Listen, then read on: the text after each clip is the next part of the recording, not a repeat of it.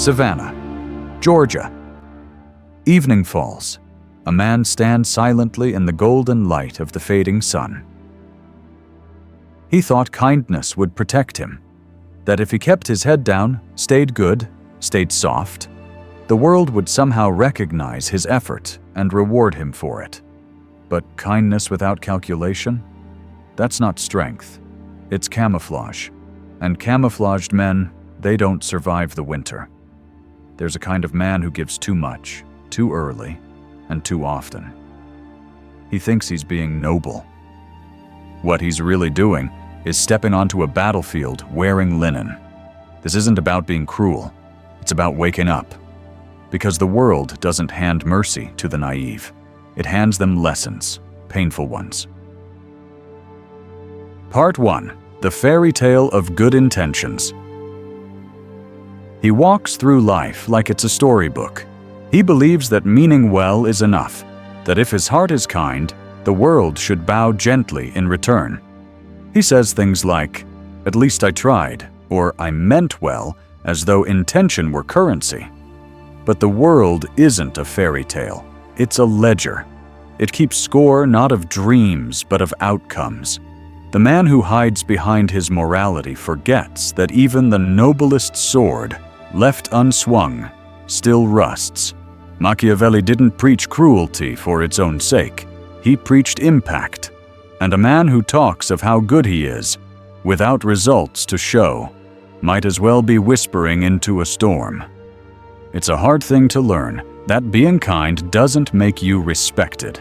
That effort doesn't always equal admiration. But if you want to stop bleeding on every battlefield, you'll need to trade that fairy tale for a sharper kind of truth. Part 2. He shouts so no one sees he's bleeding. In a dim bar off the edge of Austin, a man raised his voice, not in anger, but in fear. Fear of being misunderstood. Fear of seeming weak. Fear that silence might betray him more than noise ever could. The foolish man doesn't just explain, he over-explains. He throws words at doubt, like stones at shadows. He says, "Let me just clarify," before anyone even asks. He feels the itch to defend himself, not because truth demands it, but because his ego does. Machiavelli understood something ancient. When a man shows all his cards in defense, he gives away more than he protects, because power lives in the unknown, and silence. Silence is the language of kings. But the fool, he wants to be understood so badly, he becomes transparent, predictable. And predictability is a predator's favorite meal. The wise man lets the storm pass. He lets people wonder, question, speculate, because mystery is armor. And the man who can't stay quiet, who flinches every time someone doubts him, has already handed over his sword. It's not always the louder voice that wins. Sometimes the quietest man in the room is the one shaping every outcome, and the one trying hardest to be heard is already losing. Part 3. He called it enjoyment, but it was escape. In Los Angeles, beneath the glow of neon lights and late-night indulgence, he told himself he was living.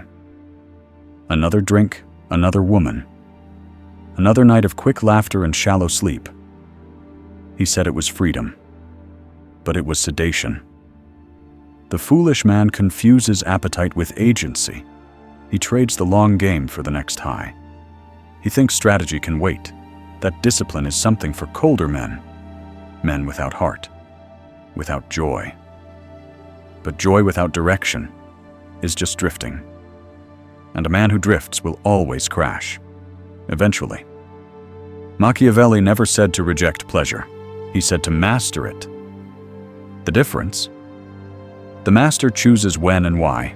The fool obeys the urge and calls it living. He mistakes emotion for instinct. He follows what feels right in the moment, without asking what it costs in the next. He wants attention more than admiration. Comfort more than growth. And the truth? The things that feel good today often rob us of what we could have built tomorrow. There's nothing wrong with laughter, with lust, with luxury.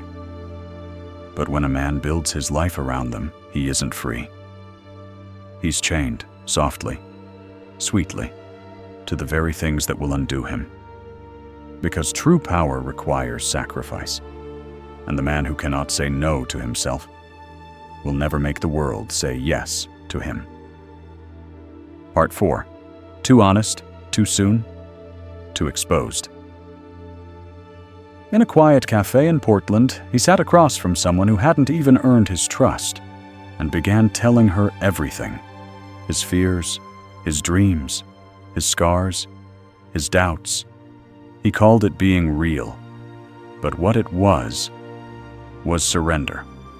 The foolish man believes that transparency is strength, that being an open book will make people love him, understand him, protect him. But what Machiavelli knew, and what life eventually teaches all of us, is this: people don't respect what they can fully predict. They admire what they can't quite grasp. When you reveal every corner of your soul too early, you don't build connection. You give away your leverage. Mystery is not manipulation. It's preservation. The strategist understands this. He lets people see enough to feel safe, but not enough to feel superior. The fool says, "I have nothing to hide," but he doesn't realize. Power doesn't live in hiding. It lives in knowing what to reveal, when, and to whom. The wise man doesn't lie, but he doesn't bleed in front of strangers either. He protects the map of his mind like it's sacred. Because once someone knows where to press, they will. The foolish man wants to be accepted exactly as he is. But the world isn't built to cradle naked souls. It's built to challenge them. And a man who lays down all his cards too soon should never be surprised when no one takes him seriously. Part 5. He wore the wolf's coat, but walked like a lamb. In New York, a man stepped into a high-rise meeting room wearing a $1,000 suit, speaking in sharp tones he'd practiced in the mirror. He adjusted his cufflinks like he'd seen in a video, quoted strategy like he'd read it on a blog. But something was missing. No one feared him. No one listened twice. Because even when the surface looked right, the soul was still soft. The foolish man imitates power. He copies the walk, the talk, the tools, but never earns the instinct. He studies lions, but moves like prey. He thinks the costume is the character. He thinks charisma is something you buy, instead of something you forge in silence, in solitude, in scars. Machiavelli saw it clearly. A fox pretending to be a lion will still get eaten. Because predators don't respond to surface, they respond to scent. And the man who tries to look strong without doing the work to become strong is only dressing for his own downfall. True presence can't be mimicked. It comes from walking through fire and not flinching, from knowing your mind like a map, your triggers like traps, and your purpose like a compass. But the imitator? He skips the hard part, and so he becomes a shadow of someone else's power, a walking echo, and the world doesn't kneel for echoes. Part 6. Echoes clap, mirrors correct. In a suburb outside Chicago, he sat in a living room filled with laughter. Friends who never challenged him, women who adored his softness, and colleagues who nodded at everything he said. It felt good. Too good. And that was the problem. The foolish man surrounds himself with echoes, voices that reflect back comfort, not truth. He calls them friends, but they're enablers.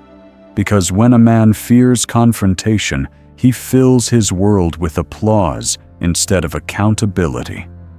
Machiavelli warned rulers of flatterers, not because flattery is false, but because it blinds. It softens the senses. It whispers that you're already great when you haven't even grown.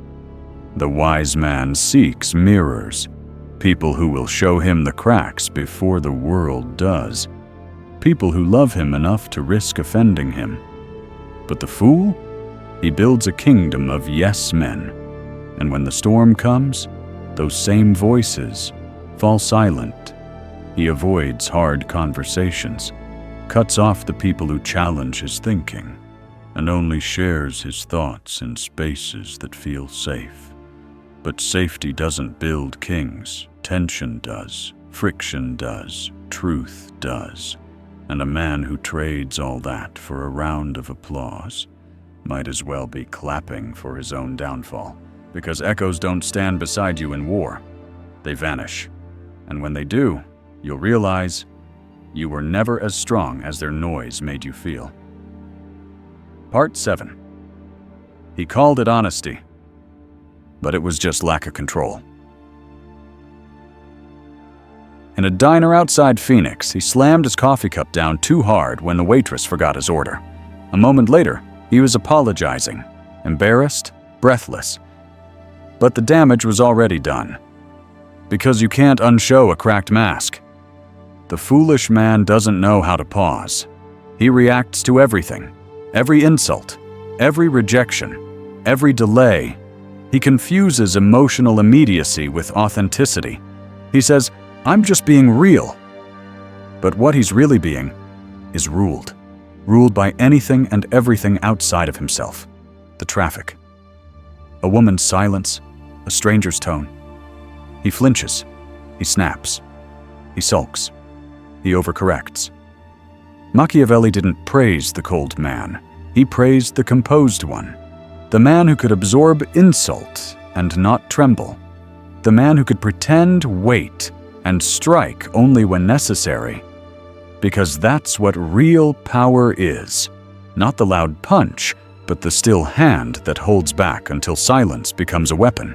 The man who reacts without thinking loses control of the room, and eventually, of himself. He becomes easy to provoke, easy to read, easy to use.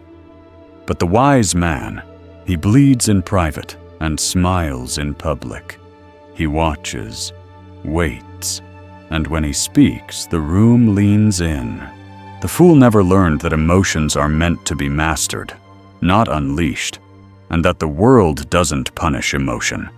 It punishes men who haven't learned to aim it. Part 8. He tried to be alpha and ended up hollow. In Miami, he walked into the room like he owned it. Chin high, shoulders wide, voice louder than necessary. He called it confidence. But everyone else called it theater. The foolish man believes power is performance, that if he acts dominant enough, speaks firmly enough, controls the room with enough swagger, he will be untouchable. But real power doesn't introduce itself. It doesn't have to. Machiavelli would have smiled at the irony. The more a man tries to look powerful, the more he reveals how little of it he actually has. Power is not posture, it's presence. And presence is built in silence, through decisions that cost you something, through knowing what to withhold and when. The man who barks when ignored, who dominates conversations just to feel seen, isn't feared. He's pitied. Because he mistakes reaction for impact and noise for consequence. The dangerous man is rarely the loudest. He is the man others sense before he speaks, the one whose boundaries are invisible but unmistakable, the one you don't want to disappoint, not because he'll yell, but because he might walk away without a word. The fool thinks power is about being cool or assertive, but the wise man knows it's not about being liked, it's about being unshakable. And no amount of voice projection or alpha posturing will ever replace the kind of quiet gravity that draws respect before a single word is said. Part 9. He let it go. Again and again, until nothing was left. In a quiet corner of Seattle, he sat across from a friend who had betrayed him twice, maybe 3 times, depending on how you count silence. And yet, when the apology came, shallow and vague, he smiled and said, "It's okay. I get it." But what he really meant was, "I'm afraid of losing people, even the ones who keep cutting me." The foolish man forgives as a reflex. He thinks it makes him noble, thinks that letting go makes him healed. But healing and enabling are not the same thing. Machiavelli taught that betrayal must be punished, not out of cruelty, but because deterrence is the foundation of peace. Forgiveness, when offered too cheaply, too often, too soon, doesn't signal strength. It signals permission. The man who always forgives becomes the man who is always hurt, and people may never say it to his face, but they read his mercy like an unlocked door. The wise man doesn't carry grudges, but he carries memory. He knows who has earned his grace and who has simply grown used to it, because not everyone deserves a second chance. Some just want a softer target, and the man who treats forgiveness like a habit will one day wake up to realize his loyalty became someone else's weapon, and his silence wasn't mercy. It was surrender. Part 10. He poured himself out and called it love. In a small town outside Denver, he waited for a text from a woman who never really chose him. He made excuses for friends who disappeared when he needed them. He paid for dinners, for favors, for second chances. Not because they asked, but because he hoped. Maybe this time they'd stay. The foolish man doesn't know the difference between love and leakage. He calls it loyalty. He calls it heart. But it's just depletion. He invests in people who show him flashes of potential, but never patterns of consistency. He bets on what they could become, while ignoring the truth of what they've already shown him. Machiavelli would call this blindness, not virtue, because loyalty, when given to the undeserving, becomes a slow form of self-erasure. The wise man measures return, not in dollars, but in depth. He knows when connection is reciprocal and when it's just a quiet form of self-betrayal. But the fool, he waits. He pleads with life to change others, while his own dreams, talents, and time wilt in the background. He thinks, if I keep showing up, they'll see me. But they won't. Because people rarely value what they didn't have to earn. And the longer he stays, the more he teaches them that his worth is available. On discount. Part 11. He waited for what he believed he deserved and watched others take it. In a faded apartment in St. Louis, he looked up from his 3rd rejection email of the week and whispered to no one, "But I worked hard." He did. He stayed late. He showed up early. He was kind, generous, honest, and still. Nothing moved. No raise, no recognition, no returned love. Because the world, as cruel as it sounds, doesn't pay men for effort. It pays them for leverage. The foolish man believes fairness is a law of nature, that if he's good, life will be good to him. That if he gives love, it must come back. That truth always wins, and merit always rises. But Machiavelli knew better. He knew the game doesn't reward the moral, it rewards the strategic. The man who waits for fairness waits forever. He grows bitter. He resents the world, calls others fake, calls himself unlucky. He doesn't see that behind every so-called lucky man was 1,000 unseen plays, some ruthless, some cold, some bold, but never passive. The wise man doesn't complain that the rules are unfair. He learns them, and then he bends them. But the fool, He prays to the gods of fairness and wakes up year after year in the same place, still waiting, still hoping, still unnoticed. And the world doesn't hear those prayers. It only sees what you're willing to take. Part 12. He dressed for comfort and was treated like a footnote. In a hallway outside a corporate office in Dallas, he waited his turn. Shoulders slouched, shirt wrinkled, shoes scuffed from years of walking but not arriving. He told himself what he'd always believed. It's what's inside that counts. But no one asked him what was inside. They glanced, nodded, dismissed. Because the world doesn't slow down to look deeper, unless you give it a reason to. The foolish man thinks image is vanity, that adjust and posture is fake, that dressing sharp is selling out. But Machiavelli understood something few want to admit. Perception governs reality. It's not about being perfect. It's about being intentional. People categorize within seconds. They judge your walk, your gaze, your tone, not out of cruelty, but instinct. The wise man doesn't obsess over appearances, but he never forgets their power, because appearance is the invitation. Substance is the conversation, but if no one shows up to listen, the substance might as well not exist. The foolish man mocks the ones who command a room. He says, they're just charming. They're shallow. They only care about looks.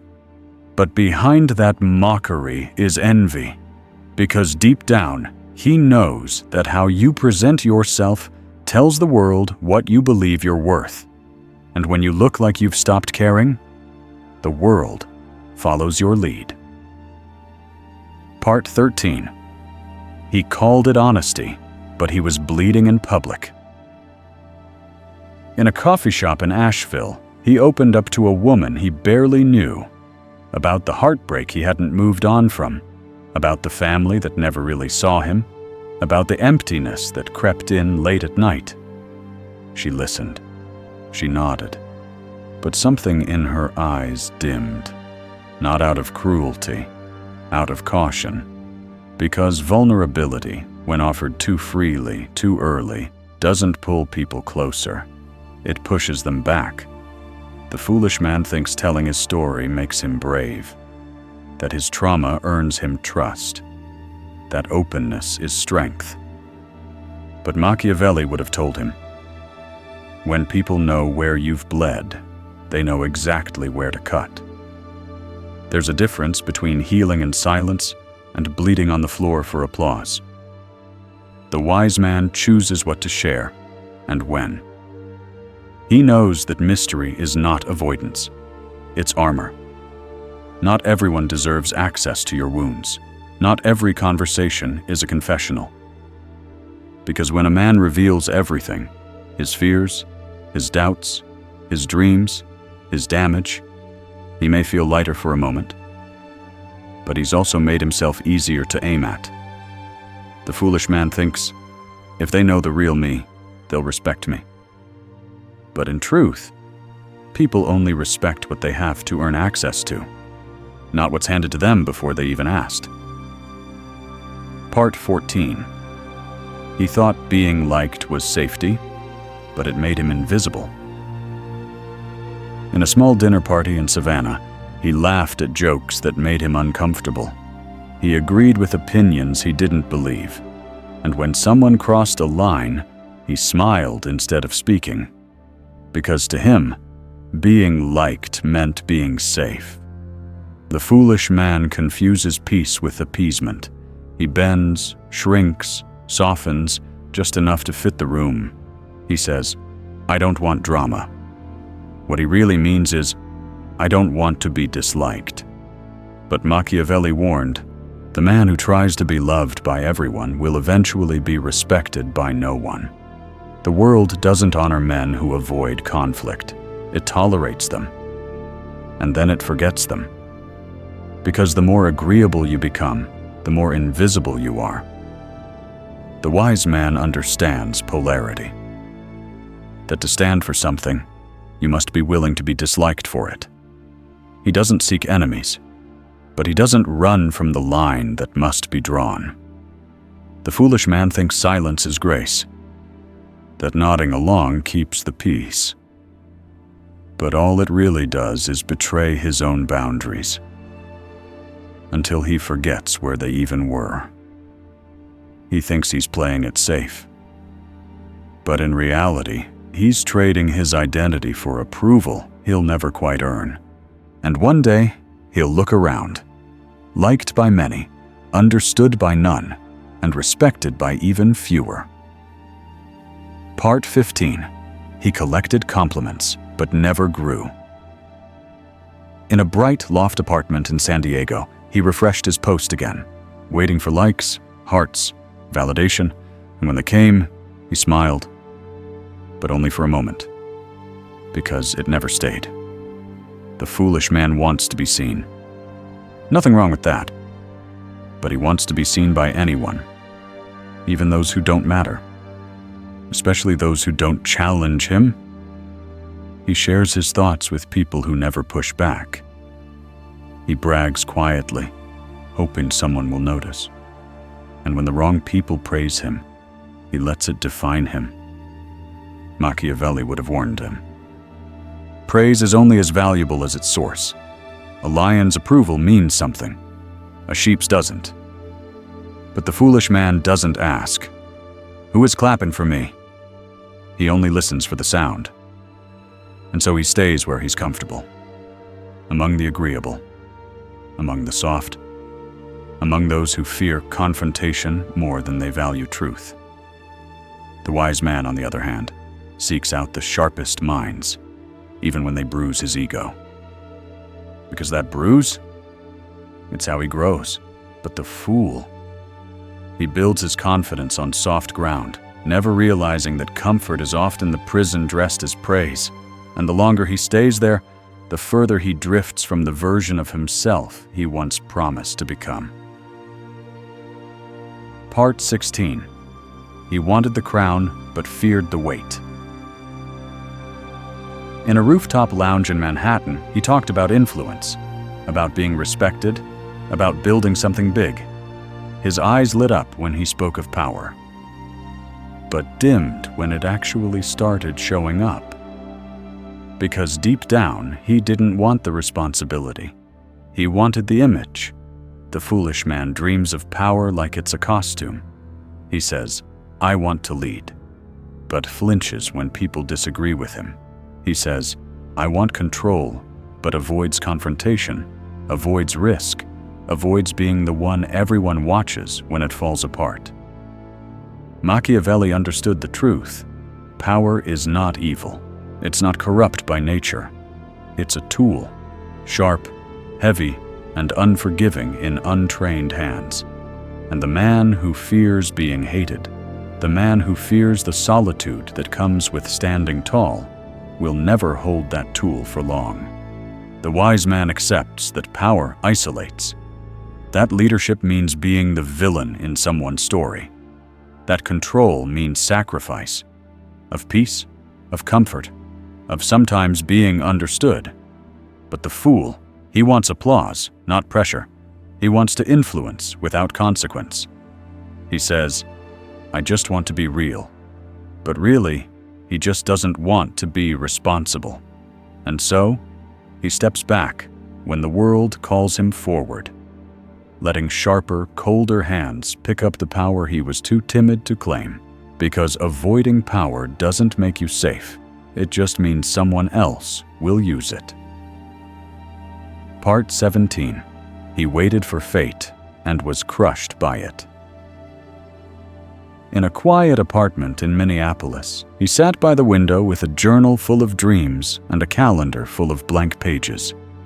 He whispered to himself, "If I just keep being good, it'll all work out." But days passed, then months, and nothing changed, except the silence grew heavier. The foolish man mistakes hope for strategy. He believes the universe is fair, that effort guarantees reward, that people will change if he just holds on a little longer. He doesn't prepare for betrayal. He doesn't plan for loss. He doesn't train when things are calm, because he thinks storms come with warning signs. But Machiavelli knew better. The world doesn't reward hope. It rewards readiness. The wise man plans for the worst, even as he moves toward the best. He knows that kindness must be armed, and that timing favors the man who's already moving, not the one who's still praying. The fool believes time is on his side, that he has forever to start, forever to speak, forever to become. But time isn't generous. It's quiet. It keeps moving whether you do or not. And by the time the foolish man realizes he was unprepared, the moment has passed, the door has closed, and someone else has taken the life he thought was waiting for him, not because they were better, but because they moved. Part 18. He followed his feelings and lost his way. In a cozy bookstore in Portland, he spoke of intuition like it was gospel. He said, "I just go with my gut. If it feels right, I move." And at first it seemed romantic. He was spontaneous, passionate, unapologetically emotional. But beneath the surface was chaos. Half-built plans, broken promises, dreams abandoned at the first sign of discomfort. The foolish man treats his emotions like a compass. He doesn't pause. He doesn't weigh. He just feels, and then moves. But not everything that stirs your heart is worth following. Some feelings are storms, meant to pass, not direct. Machiavelli would have smiled thinly at this. Raw emotion is not clarity. It's a test. And the man who acts on every feeling becomes a slave to every mood. The wise man feels deeply, but he lets time filter the signal from the noise. He holds back. He watches. He waits for the moment when acting becomes strategy, not just reaction. But the fool. He loves quickly, leaves impulsively, starts grand, and quits silently. He mistakes movement for momentum, and when the consequences come, he's already running toward the next feeling. He thinks, "I'm just being true to myself." But if you follow every emotion without training it, you don't become more authentic. You become more erratic. And the world doesn't bend for men who move like the wind. Part 19. He called it connection, but he was handing them the knife. In a candlelit kitchen in New Orleans, he poured a second glass of wine and began talking. Not small talk, not pleasantries, but everything. The heartbreak, the therapy sessions, the fear of never being enough. And she listened, kindly, quietly, but not with the intimacy he imagined. Because while he thought he was building connection, he was building a map, one she or anyone else could use later to break him. The foolish man believes vulnerability guarantees trust, that the more he reveals, the safer he becomes. But Machiavelli would say, "You don't earn power by being known. You earn it by knowing what not to show." There's a difference between being real and being reckless. The wise man doesn't hide himself out of fear. He hides himself out of strategy. He reveals what earns trust, not what invites pity, not what can be weaponized. But the fool, he lays himself bare in hopes that someone will love the rawness, never realizing that not everyone who smiles back is safe. He says, "I have nothing to hide." But even a fortress with open gates is only noble until it's taken. Because trust isn't born from exposure. It's born from earned intimacy. And when you give away your secrets too soon, you don't deepen connection. You dilute it. Part 20. He wanted to be right, even when it cost him everything. In a laundromat in Detroit, he got into a full-blown argument over who had skipped the dryer line. It wasn't about laundry. It never is. It was about ego. About the part of him that couldn't let anything go. Not a look, not a comment, not even silence. The foolish man lets pride decide when he draws his sword. He thinks every disagreement is a duel. Every slight, a wound, every opinion, a threat to his identity. He says, "I'm just standing up for myself." But he's not. He's just bleeding for sport. Machiavelli would call this weakness dressed as principle, because real power doesn't chase battles. It chooses them. The wise man knows that perception is more valuable than vindication, that sometimes walking away is the greater act of control, that not every fire needs your breath. But the fool? He fights online comments, corrects strangers in coffee shops, pushes back on shadows that only he sees. He thinks if he's not defending himself, he's losing. But in truth, every unnecessary war he enters chips away at his dignity, his mystery, his power. Because when your ego picks the fight, you'll always be swinging too wide, too often, at targets that never really mattered. And when it's finally time to fight for something real, you'll be too tired from trying to be right. Part 21. He feared becoming powerful, so he chose to stay small. In a co-working space in San Francisco, opportunity knocked. A promotion, more responsibility, more influence. And he smiled, politely declined, and said, "I'm not that kind of guy." What he meant was, "I'm afraid of what I'll have to become to hold that much weight." The foolish man speaks of success with longing, but turns away when it comes with shadows. He says, "I don't want to play games," or "power corrupts." But really, he's just afraid that stepping up means standing alone. Machiavelli would call this not morality, but uselessness. Because power isn't about manipulation. It's about responsibility, the weight of choices, the silence of command, the loneliness of leadership. The wise man doesn't chase control. But when it's placed before him, he does not blink. He knows power is neither good nor evil. It's a blade. And refusing to hold it doesn't mean the blade disappears. It just lands in someone else's hand. But the fool? He clings to struggle as a virtue. He romanticizes being the underdog. He chooses comfort over command, relatability over respect. And in doing so, he becomes forgettable. Because the world is not run by men who shy away from power. It is run by those who carry it and are willing to be misunderstood for doom. Part 22. He thought life would reward his patience, but life rewarded action.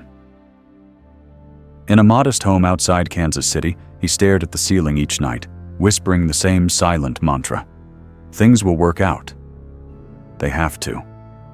He believed in good energy, in karma, in some cosmic fairness that would eventually catch up and save him. But weeks passed, then years. The promotion went to someone else. The girl chose someone bolder. The dream? Still on paper. Because the world doesn't bend for belief. It bends for leverage. The foolish man thinks being a good person is a plan. He thinks if he stays kind, patient, and hopeful, life will repay him. But Machiavelli knew better. Suffering is not sacred unless it sharpens you. Waiting is not strategy unless you're building something while you wait. The wise man prepares during the quiet. He trains when no one is watching. He invests while others sleep. But the fool? He keeps hoping, keeps waiting, keeps mistaking delay for destiny. And when betrayal comes, when the system breaks, when the tide turns, he's caught standing barefoot in a flood he never thought would rise. He doesn't lose because he's unworthy. He loses because he thought life owed him something just for trying. And life only pays those who move. Part 23. He thought his feelings were truth until they betrayed him. In a studio apartment in Austin, he stood by the window at midnight, heart racing, palms sweaty. Not because anything was wrong, but because something felt wrong. So he quit. Ghosted the opportunity. Left the relationship. Shut the door on something he hadn't even seen clearly yet. The foolish man treats emotion like direction. If it stings, he turns away. If it excites, he dives in. He says, "My gut says no." But sometimes that gut is just fear in disguise. He confuses discomfort with danger, boredom with misalignment, intensity with love. Machiavelli would have called it undisciplined instinct, because untrained emotion doesn't guide, it misleads. The wise man, he feels everything, but he lets time do the interpreting. He waits, he watches, he lets the second wave of emotion arrive, the one not laced with fear or fantasy, but with clarity. Because feelings can be beautiful messengers, but dangerous commanders. The fool builds plans on mood swings, starts projects at the height of motivation, and abandons them at the first dip in energy. He says, "It just didn't feel right anymore." But the question isn't, do you feel like it? It's, will you finish it even when you don't? The men who rise aren't those who follow every feeling. They're the ones who walk through the fog, holding their course, even when the compass shakes. Part 24. He opened up to be trusted, but lost their respect instead. In a coffeehouse in Boulder, he leaned forward, voice soft, eyes hopeful. "I've been through a lot," he said. And then he told her everything. The depression, the betrayal, the loneliness that clung to him like fog. He thought it would make her trust him. Thought transparency would build connection. But connection isn't built by exposure. It's built by earned access. The foolish man confuses vulnerability with virtue. He believes that by laying himself bare, he proves he has nothing to hide, that people will see his wounds and think, "Here is someone real, someone good." But Machiavelli would have shaken his head. Trust doesn't come from showing weakness. It comes from showing discernment, from knowing what to protect and why. The wise man isn't dishonest, but he is deliberate. He knows that wounds shown too early become targets. That oversharing isn't a bridge. It's an invitation to be mishandled. The fool opens up on the first date, tells strangers about his trauma, posts his pain in the form of poetry and calls it strength, and then wonders why people disappear, why they don't stay, why they lose respect the more they know. It's not because he's unworthy. It's because mystery isn't the enemy of intimacy. It's the prelude to it. And if you give away everything too soon, you don't become more human. You become easier to dismiss. Part 25. He fought to be right, while his power quietly slipped away. In a diner just outside Philadelphia, he sat scrolling on his phone, eyes narrowing, jaw clenched. Someone online had misunderstood him.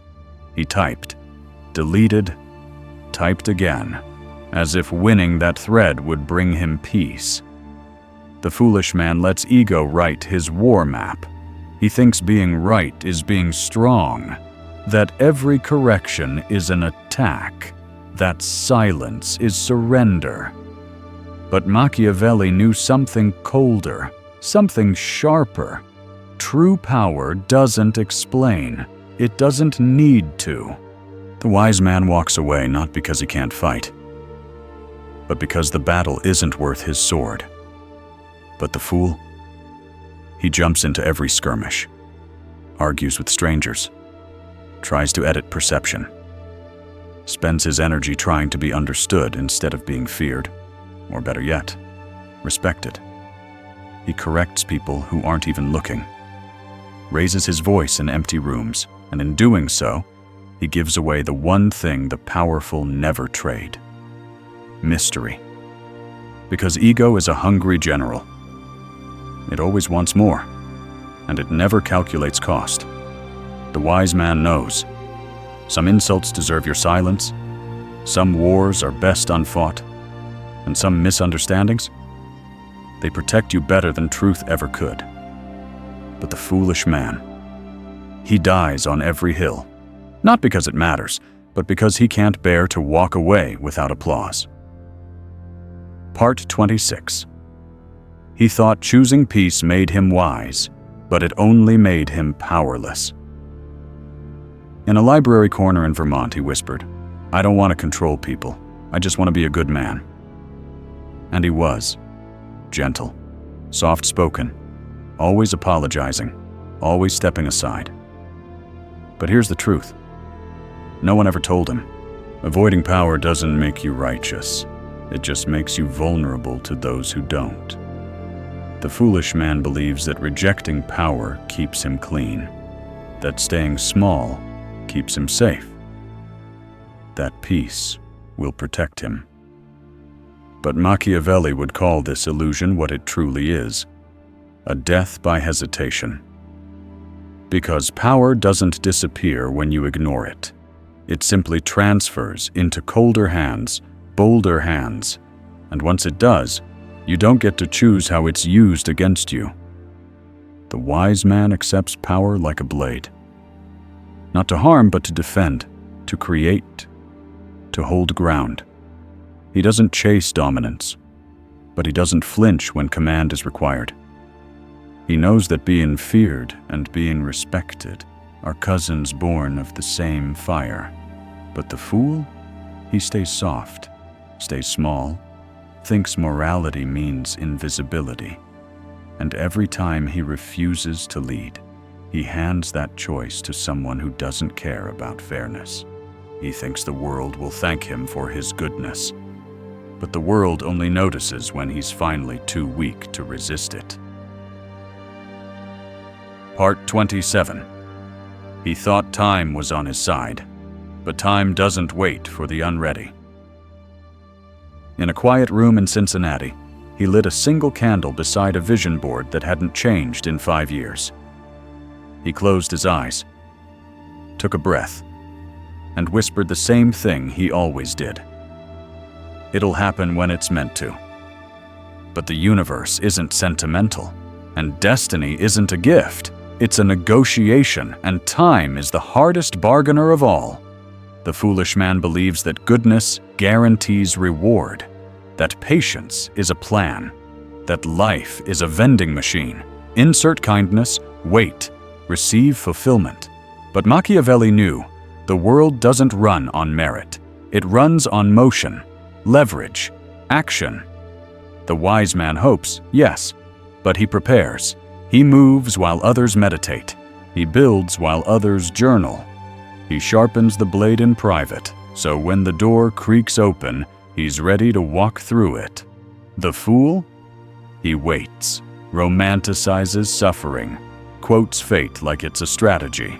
And when nothing comes, he calls the world cruel, never realizing it was simply busy rewarding the man who moved without waiting for a sign.